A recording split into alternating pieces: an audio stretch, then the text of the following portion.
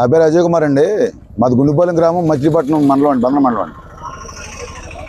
మాకు బందరకోట కొట్టే నుంచి మా గుండుపాలెం నుంచి 15 కిలోమీటర్లు ఉంటుందండి. బందరకోట గేదెలు కొన్ని వందల వేల గేదెలు వచ్చేసి మాగాడి పొలం తొక్కేసి పుడుకుని నాశనం చేస్తున్నాయండి. గత 7-8 సంవత్సరాలు మట్టండి. చెరువులు ఉన్నాయండి, మళ్ళీ పక్కన మా పేరులో చెరువులు ఉన్నాయండి. చెరువుల్లో పడి మోటార్లు కానీ తౌడు కట్టలు కానీ మేతగట్లు కానీ వాళ్ళే నాశనం చేస్తున్నాయండి. మేము నిన్నదాకా కాలువల రాక అగ్రహారంలో ఇంజిన్ పెట్టి 100 రూపాయలు లీటర్ 100 రూపాయలు పెట్టి ఇంజిన్ తోడుకుని ఈరేకట్టలు దొరక్క ఈరేకట్టలు లైన్లో తోచుకుని పిండి వేసుకుని ఎంత బాగుందనేటికి వచ్చి గొడ్డు మెసేజ్ చేసి వ్యవసాయం అంతా నాశనం చేస్తున్నాయండి. ఇదే రకంగా నాశనం చేస్తే మేము అప్పులు పాలైపోయి ఆత్మహత్య చచ్చిపోవాల్సిందండి. మేము మా రైతులు కానీ వ్యవసాయ రైతులు కానీ ఆక్వా రైతులు కూడా అదే పరిస్థితి అండి.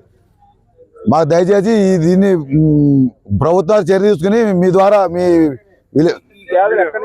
బందరకోట నుంచి అండి 15 కిలోమీటర్లు అండి. 15 కిలోమీటర్ల నుంచి ఇవాళ కదా 7-8 సంవత్సరాలు మట్టి మాకు ఇదే బాధ. స్పందనలో పెట్టామండి, స్పందనలో పెట్టానున్నా చేస్తాను, పంచాయతీలు చేస్తా ఉన్నారు, ఎస్ఐ గారు వస్తూ ఉన్నారు, వెళ్తానే ఉన్నారు. రవీంద్ర గారు ఉండగా కూడా ఎస్ఐ గారు రవీంద్ర గారు ఉండగా అప్పుడు ఆయన గట్టిగా చర్య తీసుకుని కొద్దిగా ఆపాడండి. తర్వాత మనం యథా మామూలు అయిపోయిందండి. ఎమ్మెల్యే గారు ఉండగా మినిస్టర్ గారు ఉండగా నాని గారు చెప్పామండి. ఇప్పుడు ప్రెసిడెంట్ కొల్లూరు రవీంద్ర గారు కూడా చెప్పామండి. ఎవరో చర్య తీసుకుంటుందండి. మేము దీన్ని దయచేసి మీ మీడియా ద్వారా రాష్ట్ర గవర్నమెంట్కి వెళ్ళి పంపించి వాళ్ళు ఏదైనా చర్య తీసుకుంటే కానీ మేము బతకండి, లేకపోతే ఆత్మహత్య చచ్చిపోవడం. మేము అప్పులు పాలైపోయి అదండి. చెరువులలో అయినా సరే మాగాడి వ్యవసాయదారులు అయినా సరే అదండి మీ మీడియా ద్వారా తెలియబడుతున్నాం అండి. నా పేరు తుమాటంకయ్య అండి, బందర మండలం గుండుపాలెం డీసీ పేషెంట్. ఈ గొడ్డలు ఇవాళ కాదు 7 సంవత్సరాల నుంచి నరకం అనిపిస్తున్నాం. మేము ఏమైనా ఉంటే మిగిలితే కోసుకెళ్తున్నాం, లేకపోతే లేదు. ఈ వ్యవస్థ ఎన్నాళ్ళు నడుతుంది. కలెక్టర్ గారికి పెట్టినా, ఇంకోళ్ళు పెట్టినా, స్పందనలో పెట్టినా వాళ్ళు దీని మీద కాగితాలు కానీ అథారిటీ కానీ తీసుకోవట్లేదు. వాళ్ళ మీద ఈ నరకం వేదన అనిపిస్తున్నాం. అసలు మేము చేలు ఉడుచుకోమంటారా వద్దంటారా, లేకపోతే మా పరిస్థితి ఏంటో అర్థం కావట్లా. మేము నేరం చేయట్లేదు కదా, చేలు ఉడుచుకుంటాం కదా, మా బతుకు మమ్మల్ని బతకనియారుగా. ఏదో కొన్ని గేదెలు వస్తాం వల్ల మీకు ఎకరాల పంటలు ఎలా నాశనం అయిపోతాయి ఏంటంటే 100, 200 కొట్టు, 300 కొట్టు. ఈ కొట్టు కాదు, ఇంకా ఉన్నాయి, 100లో ఉన్నాయి. ఈ రాత్రి దొరికినాయి 200 ఒక్కొక్కళ్ళకి 300 కొట్టు, ఒక్కొక్కడికి 100 కొట్టు ఉన్నాయి. ఒక రైతు కాదు ఆడ 10 మంది 1000 కొట్టు వస్తే చేలు ఉంటాయా సారు? అది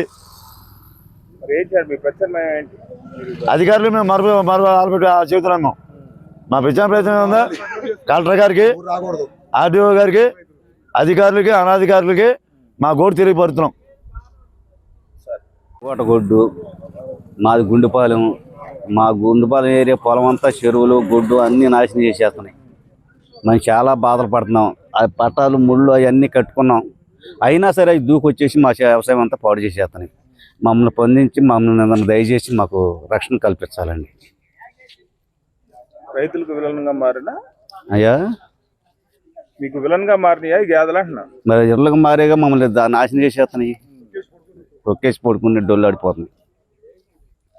నమస్తే ఫ్రెండ్స్, నేను మీ రూపిణి. మీ అందరూ చాణక్య ఛానల్లో వీడియోస్ చూస్తున్నారు కానీ వాటికి లైక్ చేయట్లేదు అండ్ సబ్స్క్రైబ్ చేయడం మర్చిపోతున్నారు.